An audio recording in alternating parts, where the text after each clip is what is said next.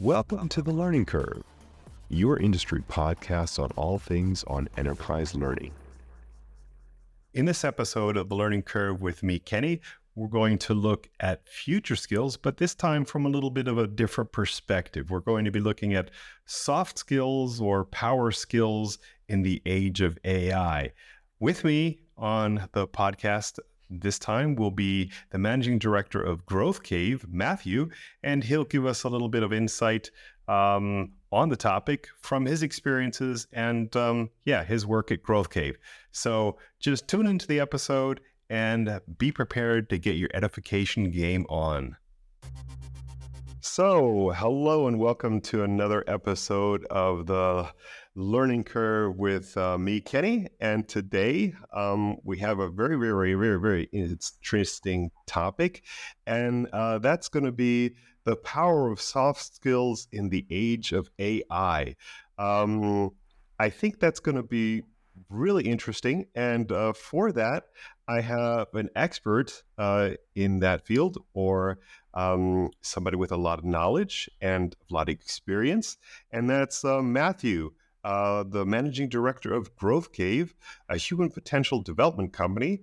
And Matthew, could you share a little bit about yourself and the company Growthcave? Sure, Kenny. Growthcave was started about 4 years ago. Prior to that, I'd been working in the human resources area for a number of years. I started off in the Defence Department, would you believe, in Australia. Oh, okay. And so I wasn't in uniform. I was actually civilian contractor. I was in the logistics area, believe it or not. So I was sort of working military logistics, and then I ended up, as these things happen, I ended up in the trade and development area. Mm-hmm. One of the things that we were doing, of course, was working with a mixed group of people in uniform and civilians, building, capability, giving them skills in management, leadership, interpersonal communications, self-management, those kinds of things. Mm-hmm. And then I left the public service some years ago and started my own registered business, and in doing the same sorts of stuff, doing a lot of workplace training and assessment. Went off to decided, I might start a company in all of this. So that's really how Growthcave came about. And since that time, I've been doing a lot of work in really in that area, but particularly, I'm very interested in how we can leverage off the sort of potential that human beings have to communicate, to interact, and that kind of stuff. So okay, well, that's a perfect thing. Then how would you explain, or what does human potential mean in the context of your work? Look, I think when you talk about human potential, I think it's always that thing of what is it that people are capable of that they're not currently doing. Mm-hmm. So I very much like that sort of term.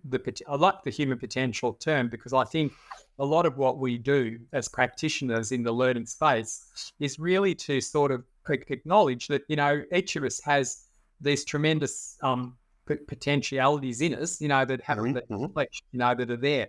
And I've always found it, really unfortunate that so many people don't have that opportunity, to unleash that potential, Okay. Yeah. So so your point is to unlock their potential, then, so to say. Very much so, yeah, and sometimes make them aware of what they're capable of too. I think that we're in that game of trying to encourage people to really stop and say, I can gain so much more if I'm prepared to learn more. Okay. Yeah. So from the inception of your company to now, how would you say that you've developed? So we have the growth of the human, but how has your company developed to face the challenges of today? Well, I think a lot of it has been really acknowledging that the way that we've been doing things in the past wasn't working. I've been privy to working within large organisations and companies and seeing how we haven't really been focusing enough attention, and it's it's a bit of a sort of a cliche. We all know that these soft skills and power skills that we're going to talk about are so important, but it's like we haven't really been focusing on them as being things that we can really leverage off to make a difference now. And I guess that's where my sort of development in this field has started, because I've been seeing this in organizations where there's so much potential that we could be gaining if we were actually getting the power skills more sort of front and center, and actually making leadership understand what they can do to encourage it as well, and get involved in that. Yeah.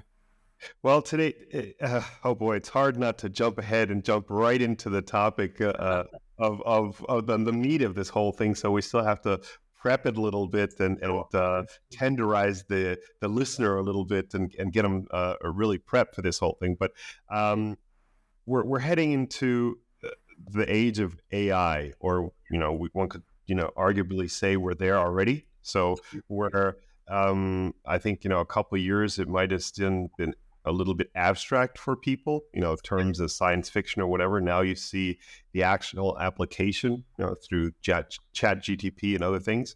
Yeah. What transformations have you witnessed in individuals and organizations in navigating the challenges of the digital age? Look, I think AI being the pinnacle now, so there's a journey there too.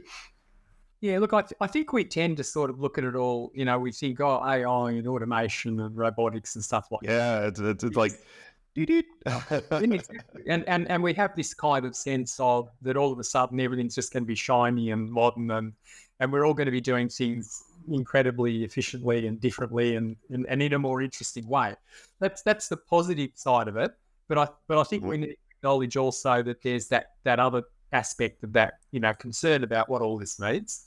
And there's a fear concern. I mean, there's with between Elon Musk and everything, you're definitely thinking. Everybody watched Terminator; they're thinking Skynet. So it's another thing everybody's thinking of. That's right. And look, I think the thing that I've probably noticed more than anything, and this has been part of my journey and something that's really made me think about it, is we tend to just see, AI, we've got to get this, we've got to get this, and this. If we get these things, this is going to be fantastic, and all of our problems are going to be solved. And look, you can understand from a company's point of view or an organization's point of view, they all want to perform better. They all want to be more efficient. They want to be able to operate in their markets and, against their competitors, that kind of thing. But I think that the thing that I've noticed is that very often as with a lot of innovation, let's be honest about it, we don't often think these things through well enough in terms of what that means for the people that are going to be using it, the people that are going to be interacting with it. And are we missing something by not doing that? Could it be even better if we actually considered that sort of person side of it at the same time? And that's one of the things that I particularly noticed about it. Yeah. Okay. So let's get to one of the things that's probably up in everybody's. Let's get let's jump over the first real hurdle. And the first real hurdle is what probably everybody wants to know is, since AI is so rapidly changing the world, I already alluded to it with Skynet. Some people, fear, job losses, while others, see the possibility of the creation of new roles. From your perspective, will AI replace jobs, create jobs, or both? So I guess what everybody wants to hear is that AI won't take your job. That's what the outcome of this answer should be. Let me just pitch that out to you. So, but go ahead, please. Is your job going to be terminated? Pardon. Yeah. Since you're talking about Skynet, look, I think and look, I am by nature an optimist, and so I probably should put that out there. I tend to have a positive slant on things. I know that recently the World Economic Forum actually made a comment that they were expecting in the next couple of years, there was going to be 300 million jobs worldwide that were going to be affected by the introduction of AI and robotics. That was one of now, that's a big picture, but they also, in the same breath, they talked about they believe there'll be something like 97 million new roles emerge as a result of AI innovation and robotics. But I think it's important to keep some perspective with this because, I like to give people the example of drones. Okay, have a look at how disruptive drones have been. Okay, in terms of what they can now do And we see the dark side of that if we look at the war in the Ukraine, with drones being used in war and everything. But look at the other side of what drones are doing now as well and the areas they're operating in. But there are a lot of areas of work that have emerged as a result of drones that never existed before. So we always tend to think of what's going to be replaced, who's going to lose a job for them. But what about the jobs we gain from them? There's whole jobs out there that never existed 10 years ago. I guess maybe it's that inherent fear that everyone has. Like when Ford invented, the assembly line, everybody was, afraid of that. So I guess it doesn't help to have various science fiction movies, that are dedicated to basically making AI the scourge of humankind. I guess that doesn't help much in pitching the whole thing. But so overall, you would say you're optimistic on. Yeah. Okay. And I think we're probably we're obviously heading in new directions with it all. And it doesn't need to say that we don't need to be proactive about thinking what do we need to do to help people with those new roles or consider what that means, for us broadly.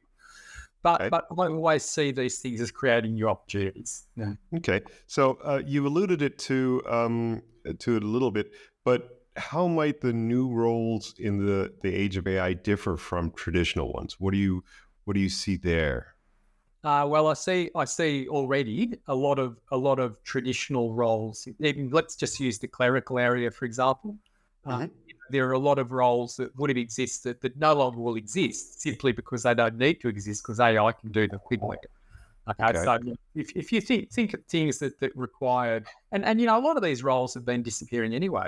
If you think about the areas where you've got to check through things repetitiously, or even you've got to write simple things for people. Or even, you've got to interact with someone on a very basic level, then sure, those kinds of roles are going to disappear. There's no question about that. So what does that mean for people that are working there? What it means is that the emphasis needs to be more and more on on the things that AI and robotics can't do very well. Will you be able to shift? I mean, sometimes we kind of gloss over it and we say, that new roles and so forth, but we all know that individuals hate change. So I'm just thinking of how much of a possibility. It also depends on what stage you are in your career. How do you think that there will be mechanisms there to facilitate that change? I'm thinking of as a classic example when I do a lot of since I'm bilingual and I live in Germany and work with a lot of English. One of the first applications I had for AI was actually translation. Sure. And looking at how well that worked, it came to my mind, right away. Well, this means that a whole bunch of translators are going to lose their job. And then you see, the advance in your cell phones with the ability to, directly translate speech to text and pictures to text. And the other day I was at a gas station, and it was one of the 24-hour card-operated gas stations. And this guy came to me, and I think he was either, let's say, Polish or Russian. And he typed in a text in Google Translate in Russian, and then held the phone out to me, and then it typed the text out in German. He's like, "How do I operate this thing?" And then I got the right answer. He's like, "1 second." Then he held the microphone up, and I answered, and did dictation, and then did it and everything. So I was like, wow, real world application. So how do you think we're going to facilitate this change for those individuals that might lose their job? I think that there's no point trying to just say that we can keep on doing those things that AI can do easily. Okay, so I think you're basically burying your head in the sand if you do, because the reality is that markets will say and companies will say, well, we just have to adopt this because our competitors are adopting it or whatever.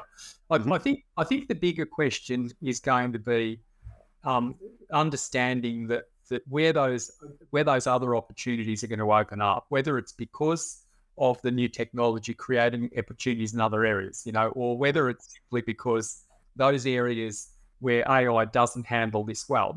For example, this kind of a discussion that you're doing now, you know, how well would AI handle something like this? If you weren't real, I'm assuming you're real, Kenny. I don't really. Yes, I can pinch myself, but that doesn't help. Look, the reality is, and this is a big question for us, because I personally don't think that we're doing enough in that regard. You know, I think I'm optimistic about the opportunities, but I think we need to be doing more to actually identify them and prepare people for them. And this is why I talk about the power skills that are beyond technical skills. You know, like this sort of stuff. Well, then we'll almost jump into the meat of our discussion. Then you mentioned power skills, but before that, let me mention another topic that maybe this might be a little bit hard to define in one simple sentence. But we talk about future skills, and we also talk about the demand for future skills is evolving, and there will be a demand for future skills. Could you define, or what, in your opinion, or by best definition, can one consider to be future skills? Well, look, I think future skills are those skills that enable you to leverage off all of the change that's taken place. So, you know, for me, if you think about, and again, I just use, you know, AI and robotics just as examples. There's a lot of other things that are happening out there, but let's just use those as examples. To me, future skills aren't just about the technical know-how to use AI or to use robotics. It's also the other skills you need to sort of assimilate that into the other things that you're doing in life and work, and really use those things to actually maximize, you know, the potential of your organization or whatever it might be. I think that's where future skills really come in. I think we get very, very hung up on the fact that everyone needs to be a coder and all that sort of stuff. I don't believe that's the case. I actually think that there are some really great jobs in the future for people that don't know coding, actually. That brings me the perfect segue, because you were leading up to a question that I was going to ask, because oftentimes when we go into this discussion of future skills, I think oftentimes we overlook some of the basic and essential vocational skills, you know, such as, you know, building skills, carpentry, and so forth and so on. And there was an interesting thing in Germany. They recently did a review of, due to the energy crisis, they went through this whole thing that they wanted to get, they passed a couple laws that they want to get,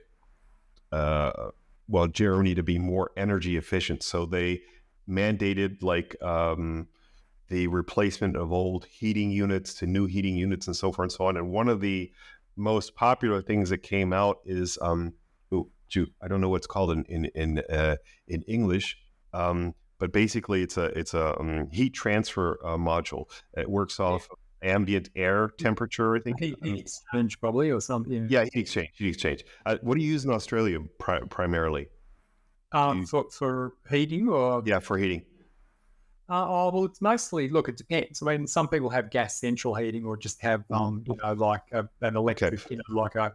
Well, Germany, oil and gas has been like the focus, I think. So they moved over to this heat exchange, and everybody bought heat exchangers. And there was a discussion about that. And a guy said, you know, heat exchangers are nice and good, but they're extremely technically complex machines. And he said, in 10 years, at the rate we're going, there's not going to be any vocational people to even repair those things, you know? So, so sometimes I think, and that's the point that I was making or trying to make, is that we lose focus on, when we say future skills, everybody automatically thinks, you know, how will I use AI? How will I do that? But where do vocational skills fit in for you? Yeah. Is that part of you? Yes, absolutely. Look, I think that the capacity to, on very basic levels, to be able to do the sorts of things that you've mentioned are not disappearing. And, you know, remember, there are a lot of things where, I mean, we've seen the way robotics has developed in certain areas and it can do certain things. But, I've seen, you know, examples of robots building houses and things like that. And sure, I see all that kind of stuff. But there are a number of other factors that come into all of this too. One of them is economics. One of them is practicality. One of them is just whether you know, people are actually comfortable with that anyway. and whether it's feasible at scale, for different things. I'm in the process of getting my house renovated. Is that what's nearly done? Is that the sort of thing that I would be necessarily wanting robots to do? Is that even the desirable thing? Is it even practical? So I think that there's always going to be absolutely areas where we need to retain that sort of almost craft type approach where people have that capacity at the same time. And yes, you don't want everything to just be all of a sudden no one knows how to put up a house frame anymore. So, that could be very interesting. So, Okay.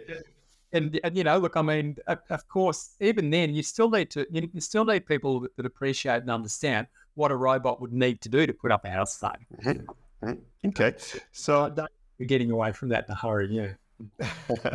so we've defined future skills to the best of our ability, and I think the listeners will now have a better idea of what that is. And let's swing back to the AI focus. So AI, excels in efficiency.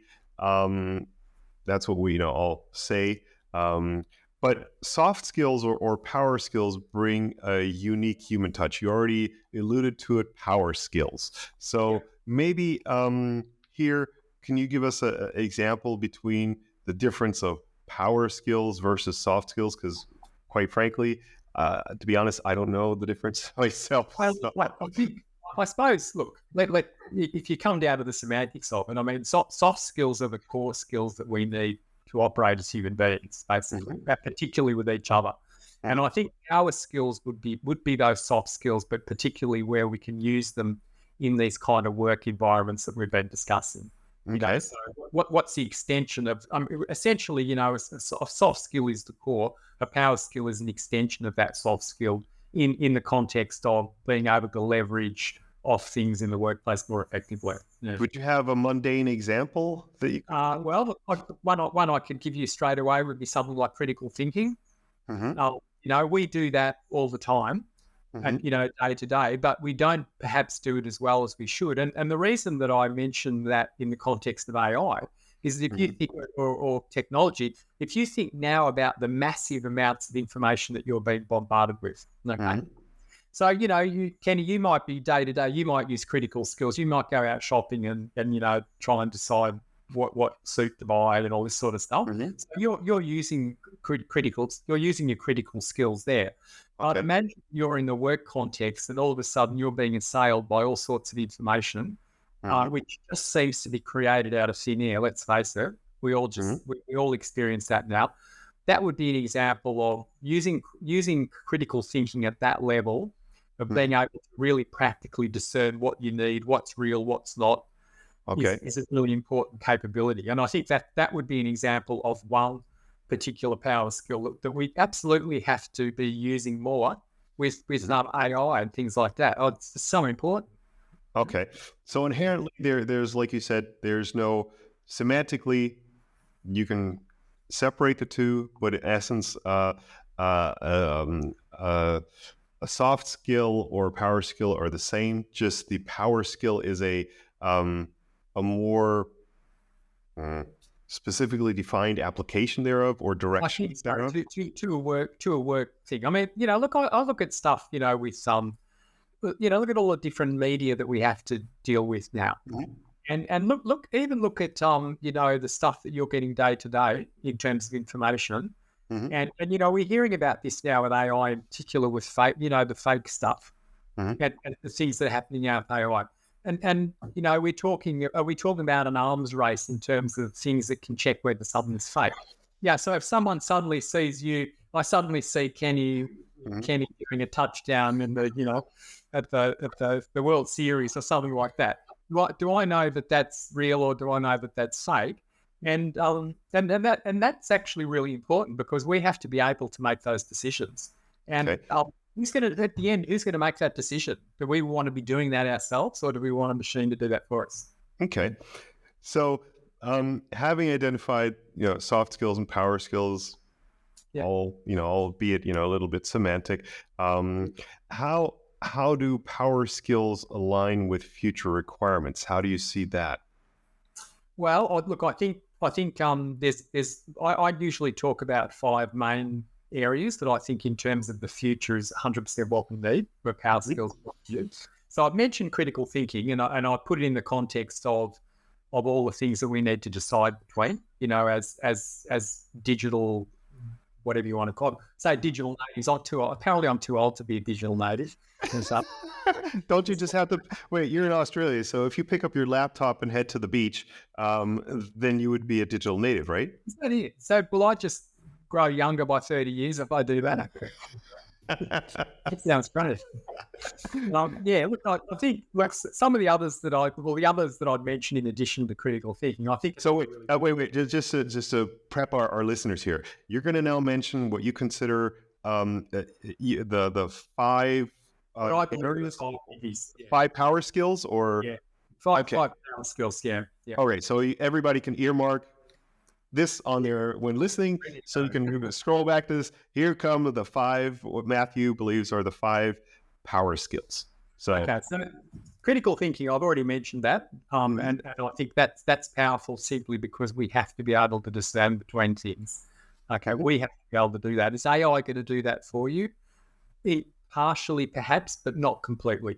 So you're going to have that capability to discern things and to actually make decisions and be able to, decide. So that's a really critical part of this. So that's the first one. The second one is creativity, Kenny. It's actually being able to, come up with ideas. And this is not, we can't let ourselves get lazy in the sense that we'll just let AI make all the ideas for us. Because as we've seen, it will only do with what it's got. Yes. Okay. We're talking about new stuff. We're talking about new ideas, and being creative. And I think that's a really, really important part of being relevant and being marketable in that new digital age. Okay. But just not to dive off into a rabbit hole too quick, isn't that also where that inherent fear of AI comes from? Is that the belief currently that humans can be creative versus AI not being creative? I mean, that's one of the fears, is that once it becomes to a point where it's actually creative, or it can, let's say, for the better part of it, just for a part of discussion here, that it can actually think for itself, that's where it gets scary. So, Oh, look, of course. And look, there are obviously, I see things on Twitter, people are putting pictures of, they'll just ask AI to create a picture for them. And it'll be a girl on a train traveling. I saw one the other day, young girl on train traveling through Swiss Alps or something like that. And that's what it does. It just creates a composite from what it knows, and here it is. But it always creates it from what it knows. And I think the thing to keep in mind is that creativity is also about new stuff. The original idea. Yeah, it's original ideas. And so I think that in that environment, I think creativity is something that employers in the future are really going to be looking for, because we still want people to be out on the edge in terms of their thinking. Thinking outside the box. I mean, that's okay. So that's one of the things that I guess you're right. That's I think I would sign up for that. I think that's one of the things that that AI, I can't picture it doing, is thinking outside the box, coming up with to quote Star Trek or something, coming up with an illogical solution. So, and look, I find a lot of, so far, what I've seen of AI generated stuff is very derivative. It's very, it seems to be, it's using what it's got, but as human beings, we've got more than what it's got. We've actually got the capacity to build that creativity ourselves. We actually have that capability. And that's why I believe it's a power skill. I think it's something that really, really strongly defines us. Okay. Well, thanks for indulging my little dive into a rabbit hole there on that topic. So we have critical thinking and creativity. And what would then be the third one? Collaboration. Okay. Yeah. And in particular, look, the interesting thing about all of the stuff from AI is that we've got such extraordinary ways now to collaborate. If you look at the ways that we can talk to each other, and particularly if we go back to COVID, and the ability to with platforms like this and Zoom and Teams and things and undoubtedly saved a lot of people. There's no question about that. No question. And I think that but at the end of the day, it's still about the capacity to collaborate with each other and to cooperate and to work together. And this is where we get some of the stuff on Teams as well. And that's really critical because we're not doing away with the need. If you're in an office with lots of AI and I'm in an office with lots of AI, and you and I need to come up with some deal or something, we still have to have very, very strong collaborative skills in addition to all the other stuff that we've got. Like AI is not going to say, Kenny, I now want you to say the following to Matthew. Maybe it will, but would you feel comfortable with that? I suppose that's the point that I would be making there. So I think this is why I believe the collaboration side is so significant, because we have to be able to really, really close that loop. Like in terms of cooperation and teamwork and that kind of thing. Yeah. Okay. Well, it does seem to be the natural extension of the two previous things you mentioned, critical thinking and what was the second one again? Creativity. Creativity. So collaboration, would be the natural extension of that. Okay. So then let's move on to number 4. Number 4 is adaptability. Okay. Yeah. And look, I suppose, look, again, this is a little bit more of a kind of it's an attitude thing as well as a skill, if you like. But I think there are certain things that we can learn and apply, which enables us to adapt more effectively to the sorts of changes that AI is bringing in. Okay.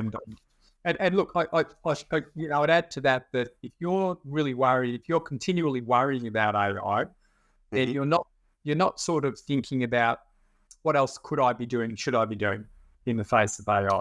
Okay. Yeah. Okay. So you're wasting your time basically worrying about something rather than actively doing something. Absolutely. Yeah. And it's one of those things, it's a bit like that, that old thing they say, it's not what happens to you, it's what you do next. It's what you make out of it. Yeah. Okay. Yeah. AI has happened to us. There's no putting it back in the box now. It's here. The question is, what do we do from this point to continue to make ourselves relevant, useful, and all those kinds of things, and that's where the capacity to actually weather change, but also harness change. Okay.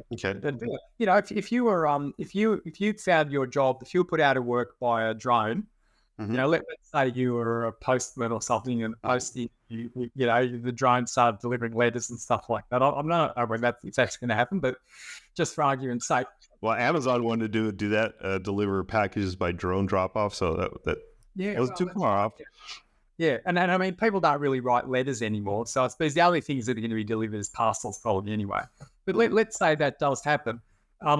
Your attitude, if you were disrupted by that, if you're in an industry that was disrupted by that, what could you actually do to benefit from that change, from all those things that were happening? What are the other things? What are the other opportunities that are opening up here for you? Okay, but that now I have to jump back to the beginning of our conversation, because if your power skill is being able to adaptability, then I would venture to ask the question, though, as I had in the beginning, whose responsibility is it? Is it now that you say adaptability is in your example, you mentioned the drone and so forth, then it is the responsibility of the individual. But earlier, we also gave an indication it should be also part of the responsibility of governments and so forth to give opportunity, to create opportunities for people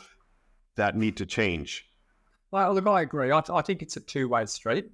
Like I'm a big believer in people taking responsibility. Like and accepting some personal responsibility. Well, you're Australian, so I mean, you guys are. That's your motto, isn't it? To take responsibility. Some of us. Look, I'd like to think that, but So it's like taking responsibility.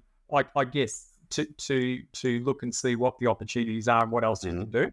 But look, let's be honest, Kenny. I mean, on a bigger picture, on say a national level or something like that. I think governments and big companies that need to be mindful of this too. I think we need to look at what are the opportunities for people. And look, I'll give you an example. I mean, a lot of large organisations have people who could be disrupted, in one area, and very often what companies do is they don't think about potentially those people could be developed to work in other areas. They'll often just go out to the market and say, let's get some new people. So I think in that sort of an instance, it would be better if we're actually saying, sure, those people need to be willing to actually retrade and do new things. But I think the organisation also needs to identify the opportunity it's got itself to actually use those people, because we've got a worldwide skill shortage, and it's continuing. It's continuing. Yeah, that's true. Okay, so then let's get to the next one. Adaptability, and then the next one would be? And the fifth one is emotional intelligence. What was that? Emotional intelligence. Emotional intelligence. Uh-oh. Boy, now you've really kicked me off on a rabbit hole, because I can see that's a wombat hole, not a rabbit hole. Okay, a wombat hole. Let me just get back to a point. Just short excursion on a thing. I follow American football, and I follow the Philadelphia Eagles.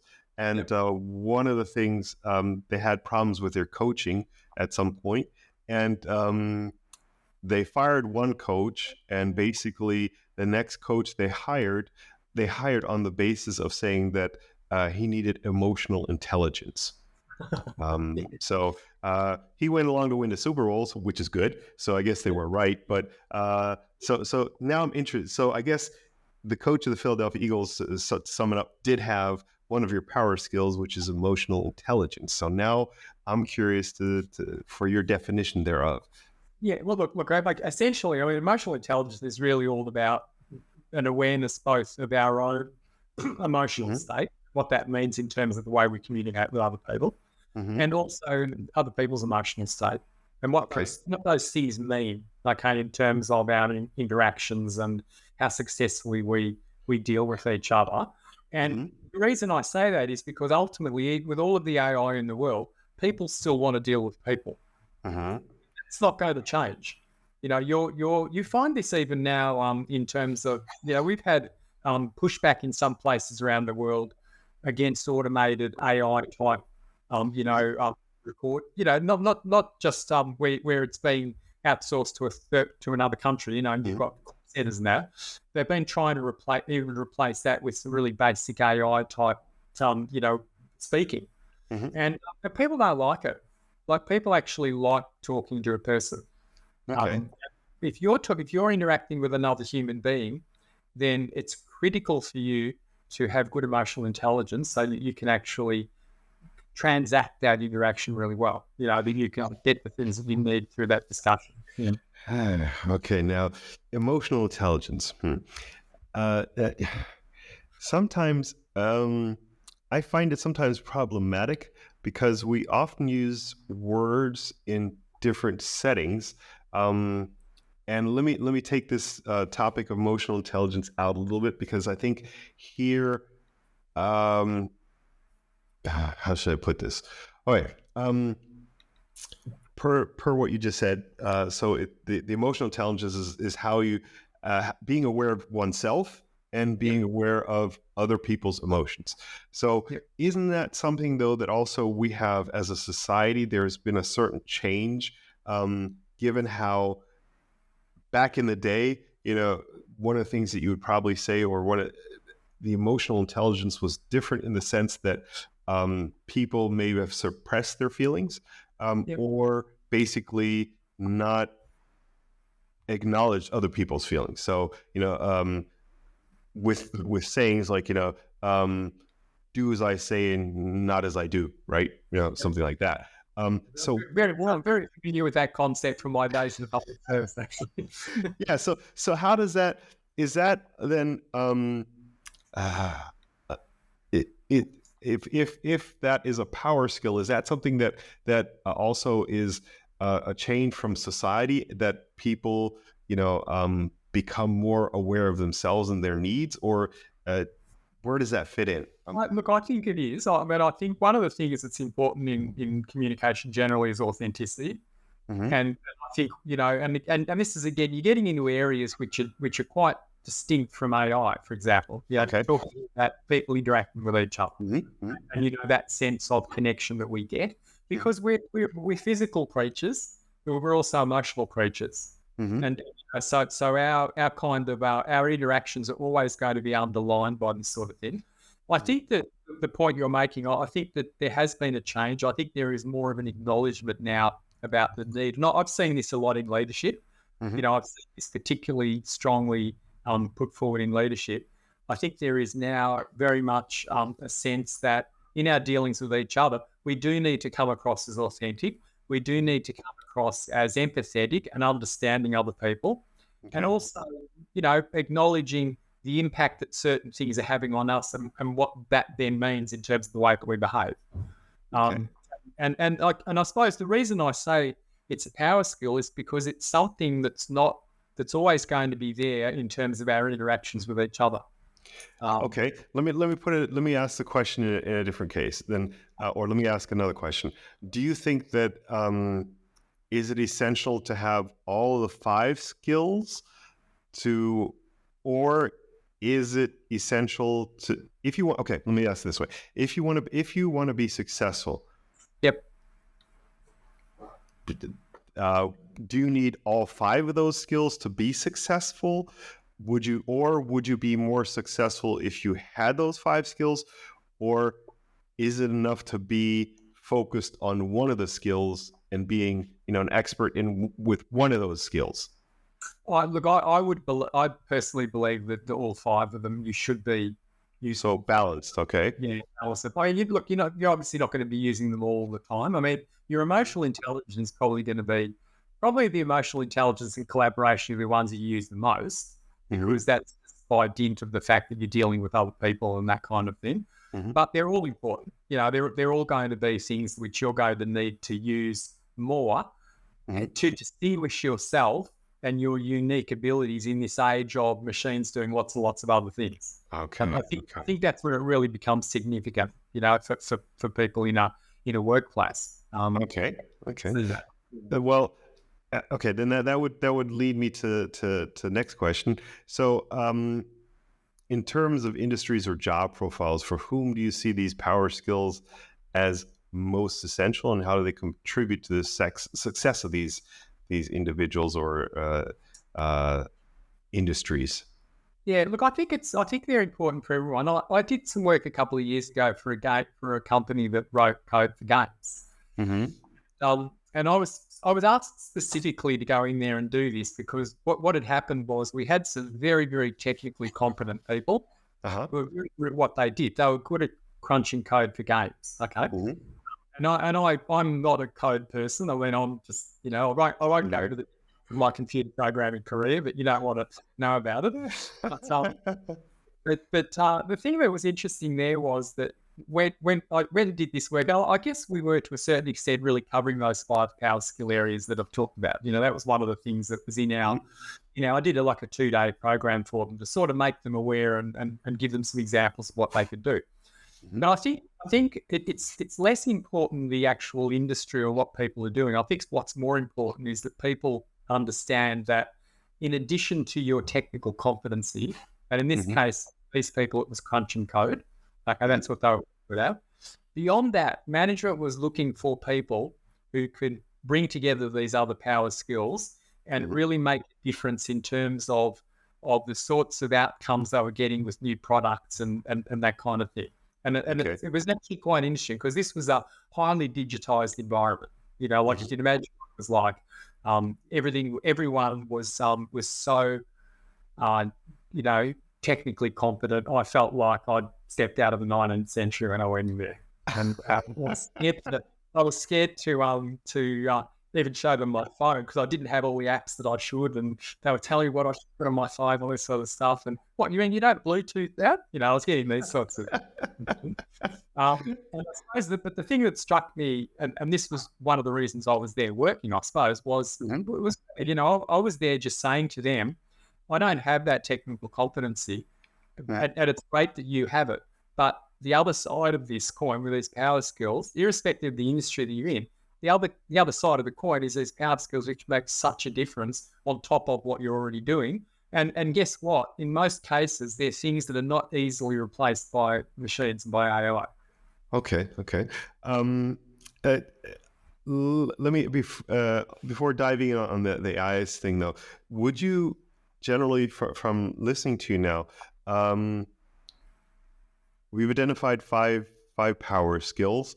Would you say that when you go in and as in the case of the engineers, do you then go in and evaluate where these individuals are in each of these skills, and then you try to increase one of the five skills to make it better? So let's say just for let's say that they're extremely as a coder, you're extremely creative on how you code and so forth and so on, but you might be lacking on the collaborative skill. So is that where you would then set your focus to say, okay, in order to make these individuals more efficient or better, then that's the skill I would focus on to increase that a little bit?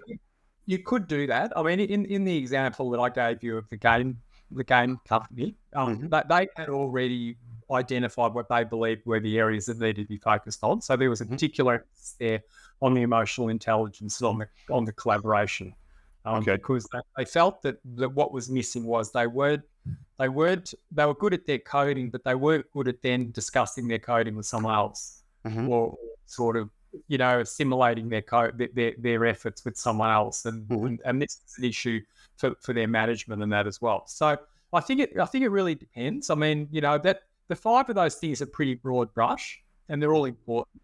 But what you will find in different organisations, there may be symptoms of areas where they're lacking in one area as opposed to another area, and that's part of what you do with your training needs analysis. If you want to go down that kind of path, you've got to come in and observe and talk and find out what people appear to be, not covering. Yeah.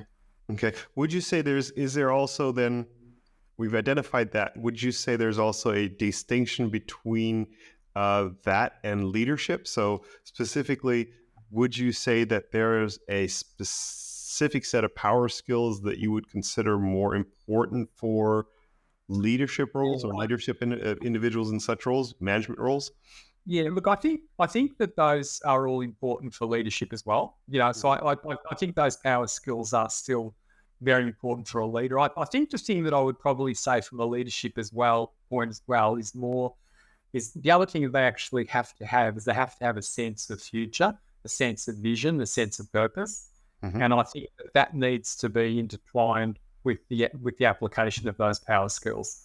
And the thing that I see missing in a lot of leadership is that the lack of understanding where we're actually taking people and why we're taking them. Which seems unusual, but a lot of leaders seem to be focused on the kind of nuts and bolts of running things, and running things is not taking people somewhere. Okay?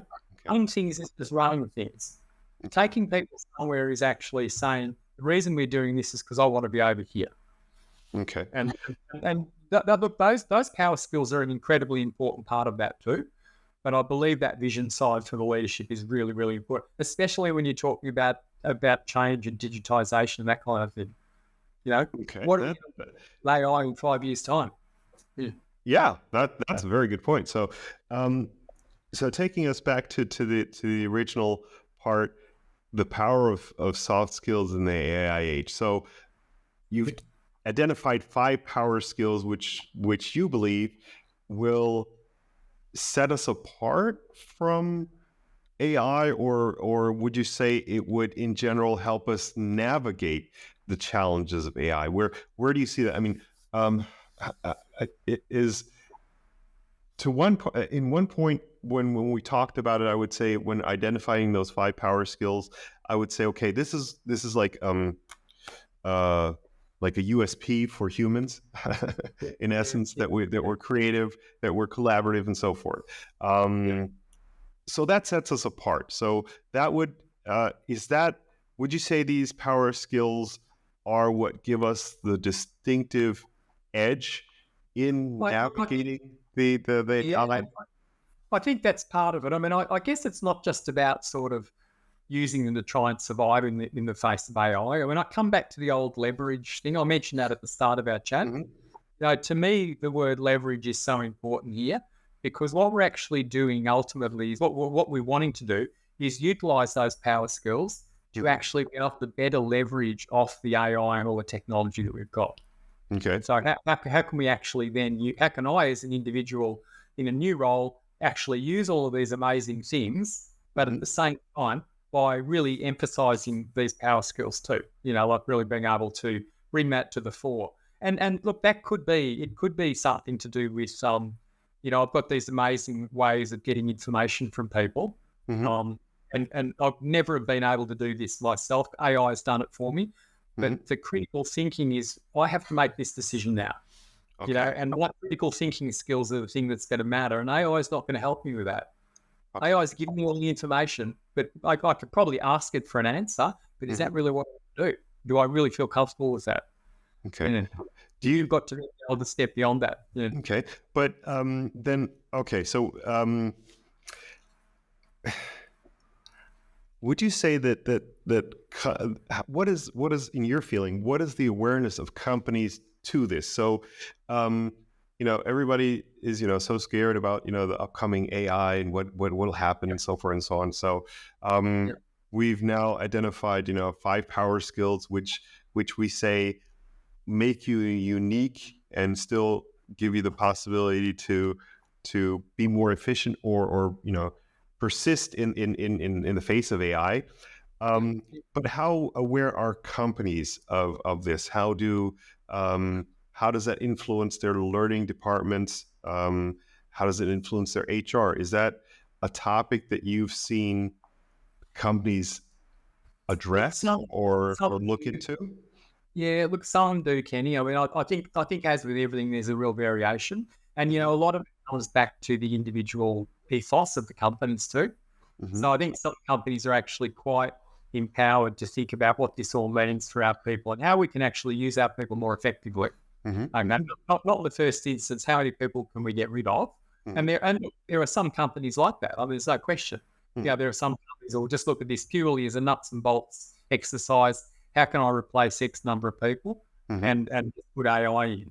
And they're obviously not going to be interested in this conversation. But I think for a lot of companies and for a lot of governments and administrations as well, I think there is a real desire to understand how we can better utilize people in the face of all of this AI. What does it mean for us? And what are the opportunities to, we're talking about, we used to be here, now we're at this next level with AI, but what do our people need to do to get us to that level there?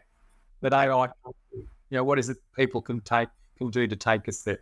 I think that's what's real.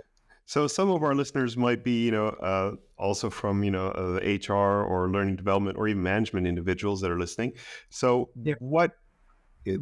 for them, what would you say, how do you think organizations on an organizational level, how can organizations develop power skills?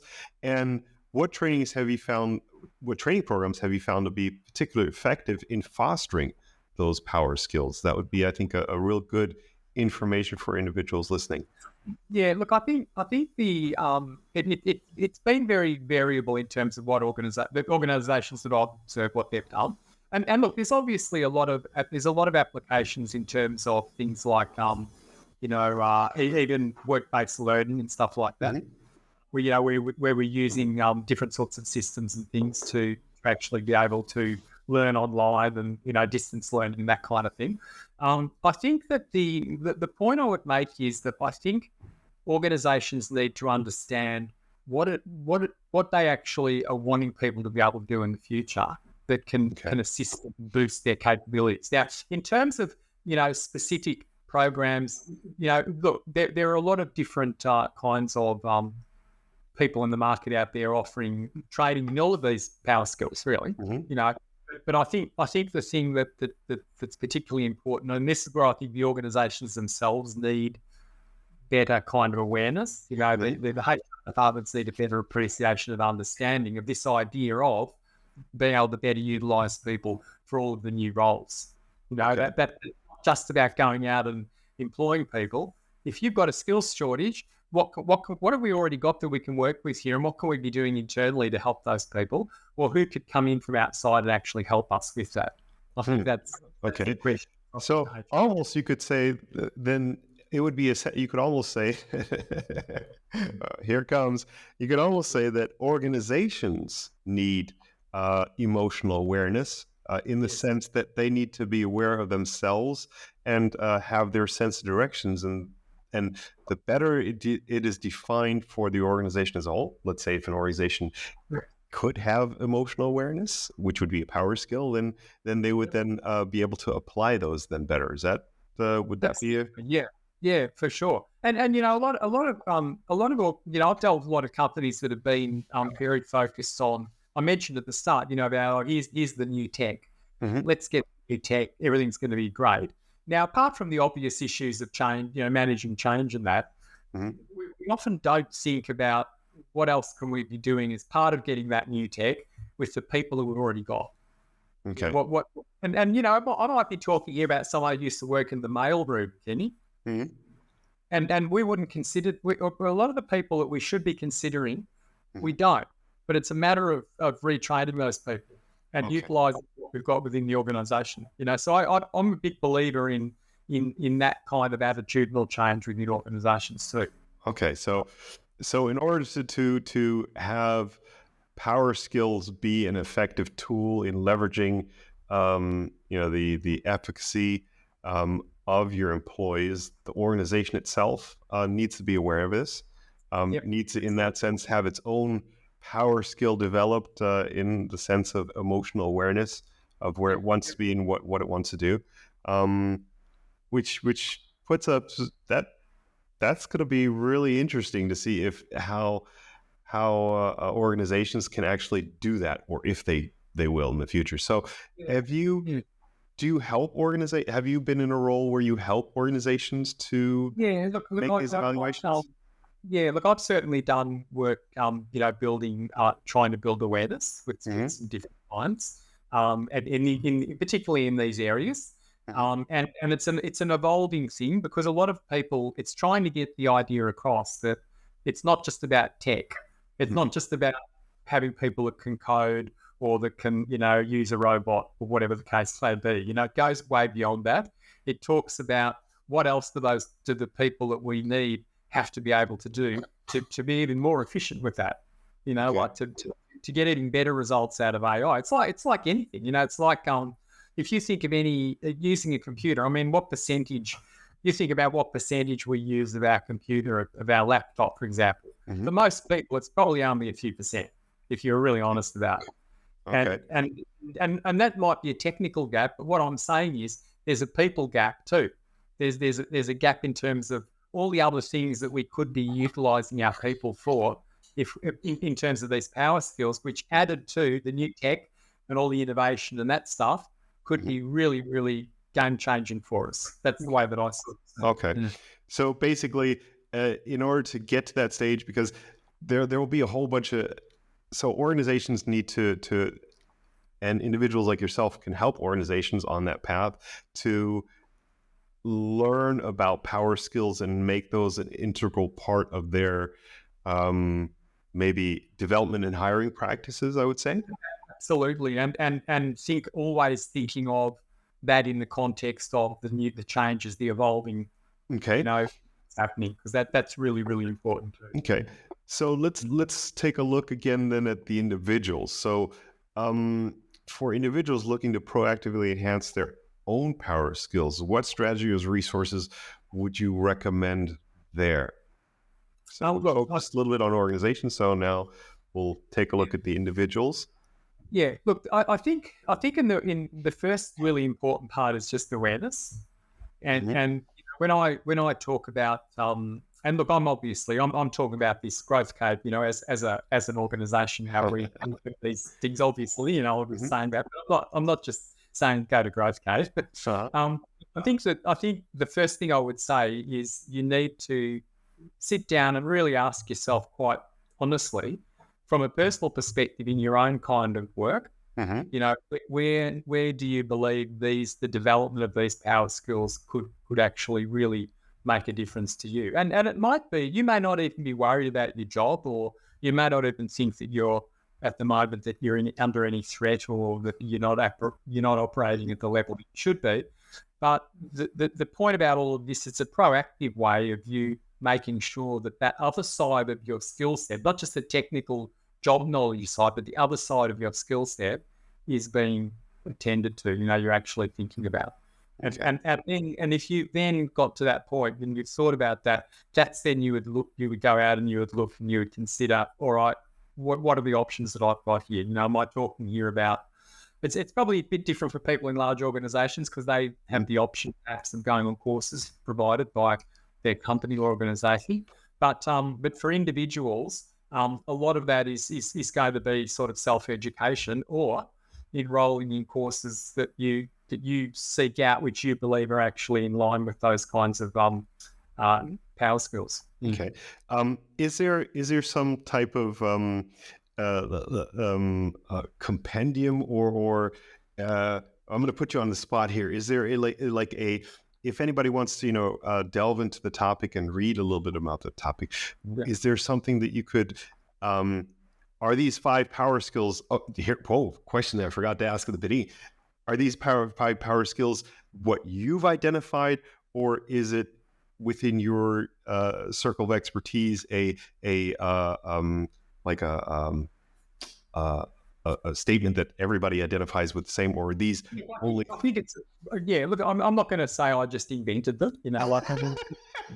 I don't want to go that far, but you know what I'm saying. It's like. There's no creativity until I've thought of it.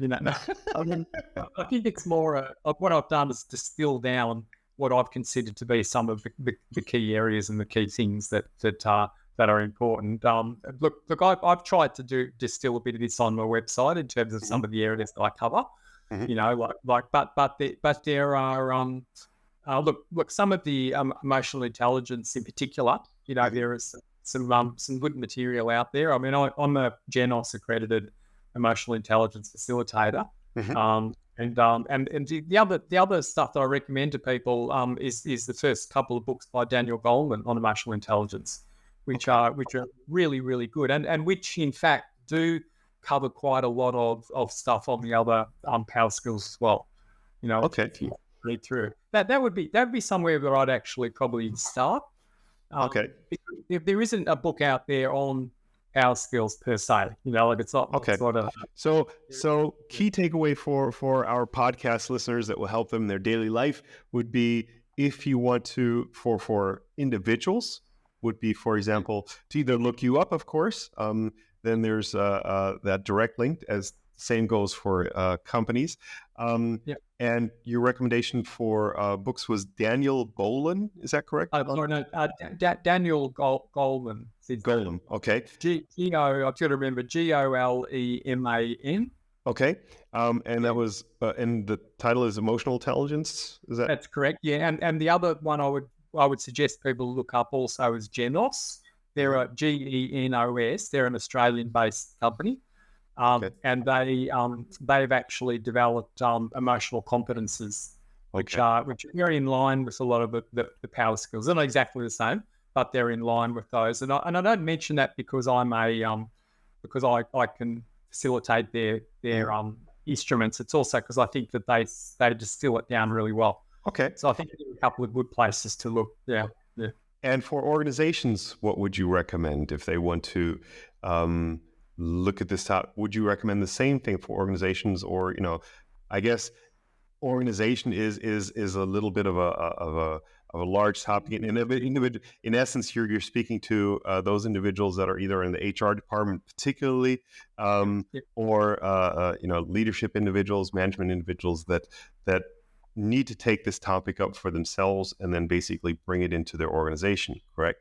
Oh, I think that's right. I mean, I think what I said for the individual would work for people within organisations too. Okay. And look, there'll always be, there are a lot of programs out there, particularly in the EI area. There's a lot of people developing a lot of different programs and delivering them. Mm-hmm. And some of those, like Genesis, for example, do a lot of work with large organisations. They're geared towards that too.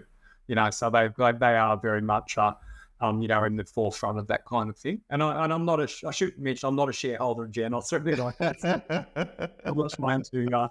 I have an association with them, but it's not like that. Yeah. So But I think that there are a lot of providers out there, Kenny. But I think you've got to be clear about what you believe in terms of the power skills, what it is that you believe you need to develop in. Mm-hmm. This could be on an organisational level as well, and then from that point, go off and actually consider, all right, what would be the next steps in terms of, acquiring better knowledge on it. And look, obviously, Growthcave, we do quite a lot of work in these areas too, so we've got a fair bit of expertise. We've got some really good associates that we work with as well that assist in this process. Yeah. Okay. All right. So for all listeners out there, you can either then reach out to Matthew at Growthcave, or follow one of his recommendations on his book. So I think any path that you choose is a good one, because you'll basically be delving into more information on the topic, and to see how these 5 power skills that we just addressed, basically how that power or the soft skill, however you want to call it, and how that in our age of AI or upcoming age of AI, how that still gives you a position of uniqueness and allows you to differentiate and see what strengths you have. So there's no we can say actually one should not fear AI in such a manner. Exactly what I was going to say, Kenny. Don't be scared of it. Yeah, think about what you can do with it. It's the old story. You've got to. We're never going to beat it. We don't. Maybe we do have to join it, but we join it in our own way as human beings. Okay, cool. Then Matthew, thank you very much for your time, and thank you for coming on the podcast and sharing your wealth of information. It was very enjoyable for me.